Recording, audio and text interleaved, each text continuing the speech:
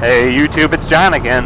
Out here, it's Labor Day. Wife and I have a day off. That's her. If you can see her in the rearview mirror on the red bike. I tried to get her to do a dual vlog, but she's very shy and she wasn't interested in that. So it's just me that you'll hear on the microphone, but of course she's right there behind me.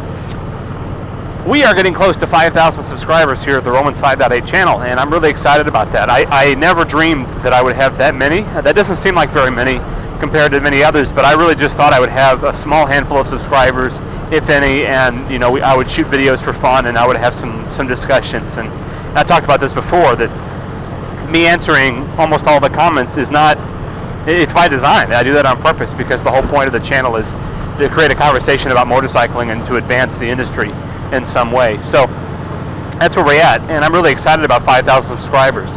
If you haven't invited somebody to subscribe to the channel yet, do so. You know, how cool would that be to help me reach that, and we can reach that goal together. I think it'd be really exciting to see if, as this fall progresses, if we hit 5,000 subscribers. That would be really cool. That would be significantly more success in terms of subscriber interaction than I ever thought there would be. As always, though, to me, the most important folks are the ones who comment on the videos, not just watch it. I love the comments. You know, some comments are a little annoying, some are, you know, a little negative and you know, whatever, but the majority of the comments are great, and we learn from each other, and I get these awesome discussions from folks who are talking about vlogging for the first time, talking about riding a motorcycle for the first time. To me, that is so very exciting, that they are taking their time to learn and to do that, and that they're asking me is pretty exciting for me too. Nothing else new going on except that I could use a new glove. You can see that. My thumb poked through during the ride. That's not good. I am thinking, though, and this is what I'm asking you about, and I'm interested in your comments below, or a message is fine if you prefer that. I'm thinking about what to do in the winter. I don't ride much in the winter. I ride occasionally. I never have vlogged in the winter, even when I do ride. Once the salt and the cinders go down, I tend not to ride until there's a good rain to wash it all off the road. I just don't like that stuff just, you know, tearing up my bike and causing all kinds of corrosion and problems. And as much as I hate not riding, I want my bike to be in good shape. So in the wintertime, if there's snow and they drop salt and cinders on the road, that kind of ends my season until it gets cleared off. And unless it gets really warm and I just have to ride.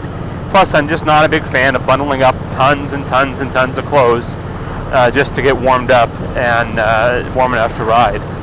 So I'm thinking about doing like a fall podcast series or winter podcast series.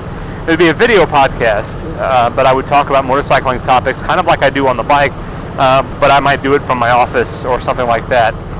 Would that interest you at all? I mean, I realize that the vlogging on the bike is kind of the most important thing and it's the most exciting thing, but would you be interested in kind of sort of fireside chat discussion type things like that?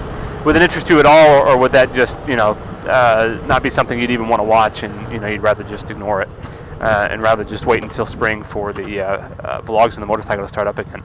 That's the feedback I'm looking for you. I'm also would love suggestions for what kind of stuff to do in the winter. I'm definitely planning on doing some maintenance videos and showing you what I do to put my bike away for the winter when that day comes. And I still, like I said, ride occasionally in the winter, especially if it doesn't snow and we don't get the salt, cinders, and that kind of stuff.